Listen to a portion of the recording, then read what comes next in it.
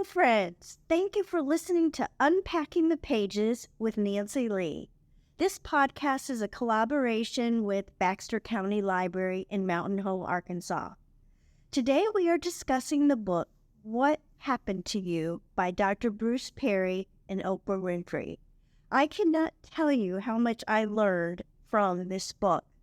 Just a little sampling is what we experience in childhood shapes us forever. Another thing I learned is give myself more grace and the people around me. Dr. Perry is an amazing teacher because he is a neuroscientist plus a psychiatrist, and that way he looks at everything through the lens of the brain. Oprah Winfrey joins him in this book as she experienced trauma as a child and has spent her career trying to heal those wounds. She loved Dr. Perry because of his experience with trauma, and she has a genuine desire for people to live their best life. I absorbed this book as I listened, and then I also read it word for word. I just couldn't get enough. It truly impacted me by the description of how babies are handled in the first few months of life. It is amazing how in those first few months, the caregiving that is provided affects them from their daily lives. A lot of people think that little babies don't see, listen, or absorb what's going on around them. But what Dr. Perry teaches us, that is just the opposite. We used to use the theory years ago when babies were unsettled and kept crying to just lay them in their cribs and let them bang it out, cry it out, don't touch them, just close the door. From what Dr. Perry teaches us, that is the opposite of what we should be doing. A baby, when it cries, it needs something. It needs either to be fed, changed, nestled, touched, loved. And so when a baby feels that, it actually absorbs whatever temperament that a parent has or a caregiver. So babies hold on to those emotional ties from a very young age. What Dr. Perry informs us is the younger we are, when our brains are most active and growing and changing rapidly. We are learning about the world around us by tone of voice, emotional tone of the caregiver, and if we're receiving love or not.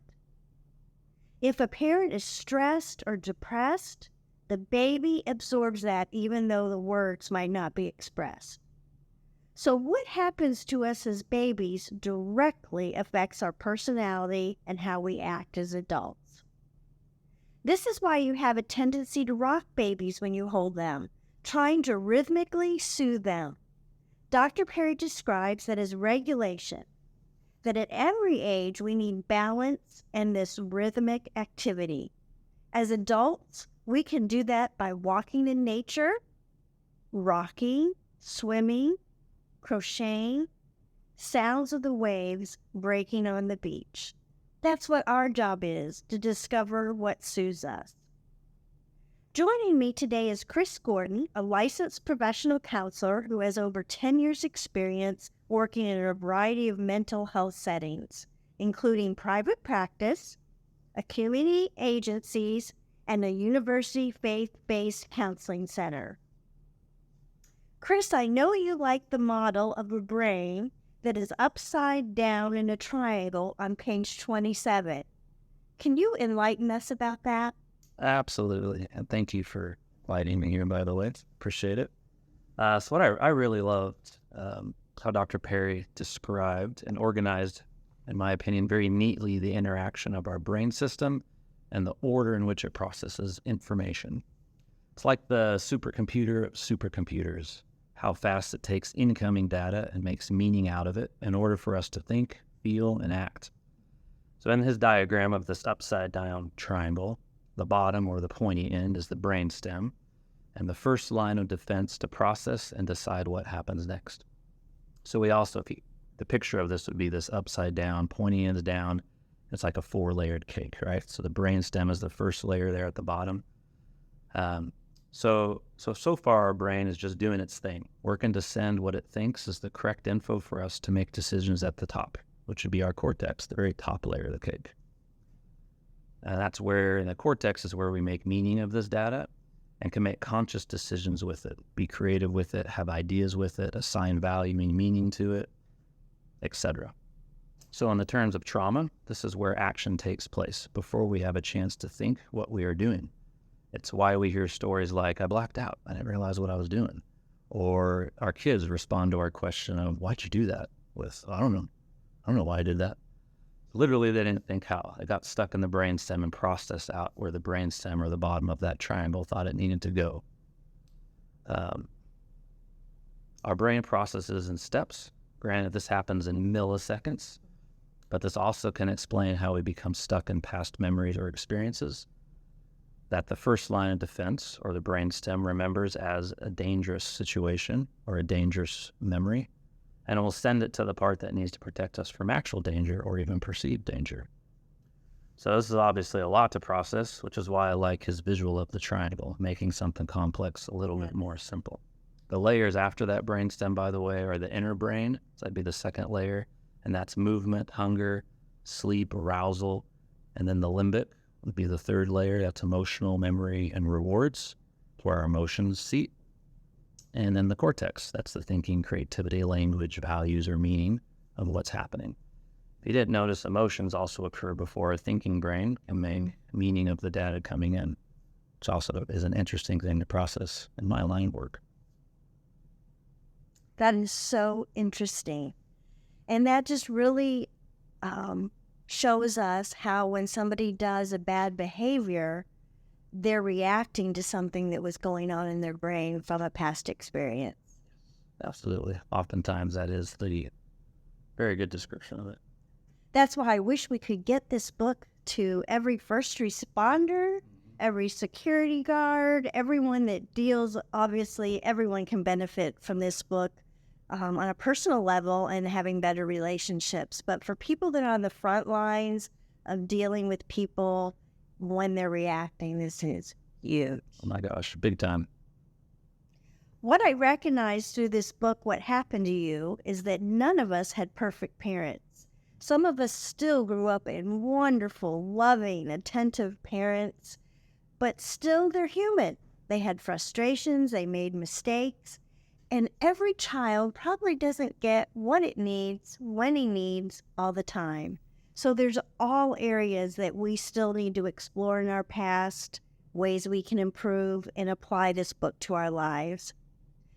The best news about this book that I read with Dr. Perry is even though there are some people that had horrific trauma in their life, the amazing thing is the brain can adapt, it can heal, and with connection, those people can live wonderful, happy lives. And that is the key takeaway, that no matter what has happened, recovery, there's hope here. Healing is possible. Rhythmic activities that can calm our inner being is so important. And I think in the world we live in today, everyone is in a hurry, everybody's to-do list. We are used to instantaneous texts and emails and communication. And when we have to stand and wait, even if it's for a few minutes, we can feel that anxiety kind of bubbling up in us a little bit. And this just shows the difference between how our ancestors lived and how we lived. And something else that Dr. Perry kind of points out is our brains haven't kind of caught up with the society that we live in today.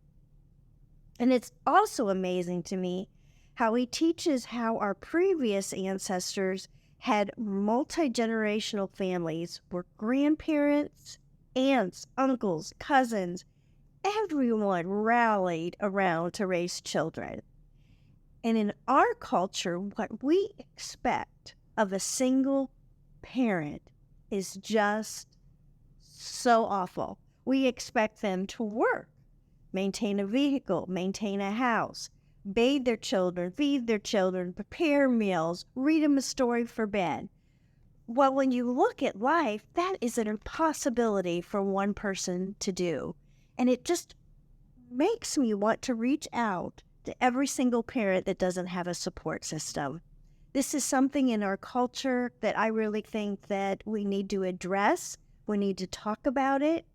We need in our churches to really just rally around those single parents. It's a tough road. And this book really points out, if we don't want those children that live in those homes to be affected, they need multi-generational people to be supporting them. This book is full of hope. And Chris, I know as a counselor in your broad business background, you have seen the effects on hurt and struggles and transitions in many lives. How do you think this book helped you see healing in a different way? Oh, I love that question.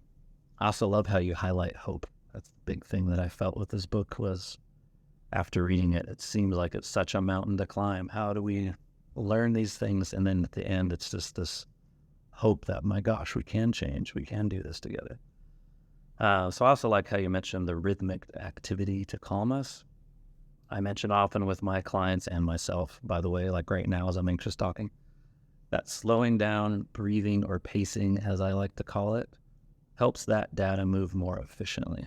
Coming into our brainstem and filtering out, I picture a warehouse where these packages come in, and the first line of defense is the workers that are divvying it out to the different conveyor belts in my head. For whatever reason, I see these conveyor belts with packages going to different directions. And so the more we can pace ourselves and slow that down and give our whole brain functioning the chance to process and get those packages to the right direction, I think the more chance or the more hope we have just to work more efficiently.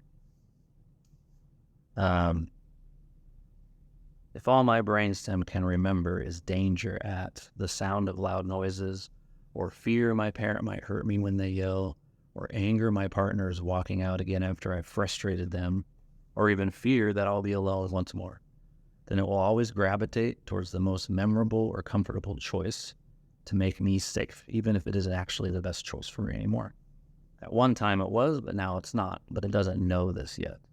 The more positive experiences we have, the more chance it gets to make these choices more positively for us in our lives. So this also can help to explain those cycles that can occur in life, relationships, jobs, choices we make, habits we have, till we have newer experiences for our brainstem to choose from what it will revert back to what it last knew. Wow, pretty amazing. This is actually why I'll use myself as an example. I have these notes sitting in front of me right now because I tend to fall and land on the anxious side of life, and my brainstem shoots warnings out left and right that it's not safe to be on the spot. So my stomach gets upset, my chest feels butterflies, I start to get tight, my hands shake a bit, and I remember experiences of not doing so well speaking in front of people as I clam up and freeze.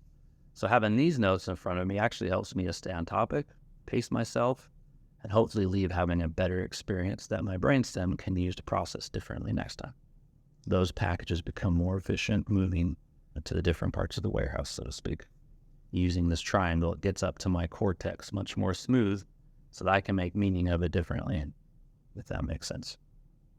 It does make sense. And it's huge that, as we learn things and apply it, maybe it doesn't feel right the first time we apply it. It probably takes many times, but then as it becomes habit, it gets easier and easier and easier. Yeah. And then our relationship with ourselves improves and our relationship with other people improves. Yep.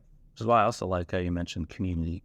So on page 278, he said, Dr. Perry says, our brain will pull us towards familiar patterns, even when they are negative. We can end up repeating maladaptive or negative behavior patterns and often don't even realize that we're doing it, but people around us will. So they describe so nicely the importance of community to be able to help us see ourselves differently and have positive experiences, which our brain needs to organize more efficiently. I believe strongly in communities, as I know you do as well.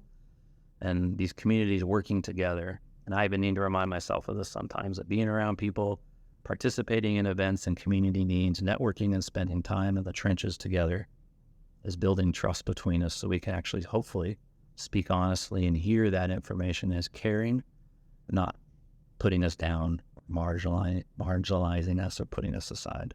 It's actually love between us. And that's the hope that I hear in this book as well, is that healing can take place in so many places. And our brain is so powerful to change if we risk and give it the chance to do so. Yeah, it was amazing in the book how Dr. Perry takes a young man that had severe trauma and really didn't have connection or love for anything. And someone suggested that he go to a continuum of care facility of seniors where there was skilled nursing, assisted living, independent living.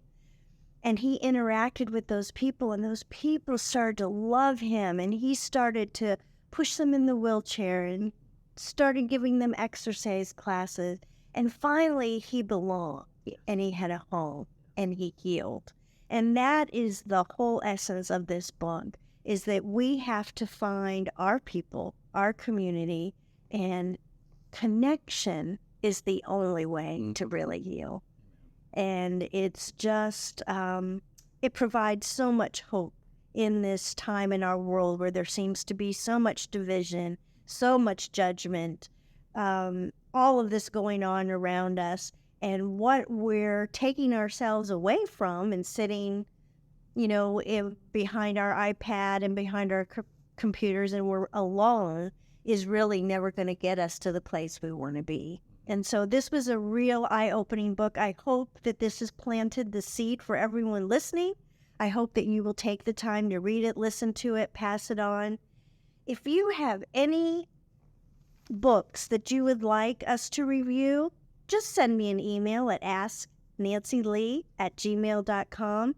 And Chris, we know that you're available at Lighthouse Counseling in Mountain Home. Yep. I hope that people will reach out if they're not close by and can't use you as a counselor, that they will learn from this, that reaching out and getting some help is an important step, and a step that I know others will support you in. So if you think you don't have the finances, if you don't think you have an avenue to do it, reach out and try to find some resources that can get you to that place. Absolutely. Thank you for listening to Unpacking the Pages with Nancy Lee and our guest today, Chris Gordon. Chris, thank you for the time and effort that you put into this today, and I hope we didn't cause you to get too anxious. Not at all. Thank you for having me. It was a good experience. Thank you.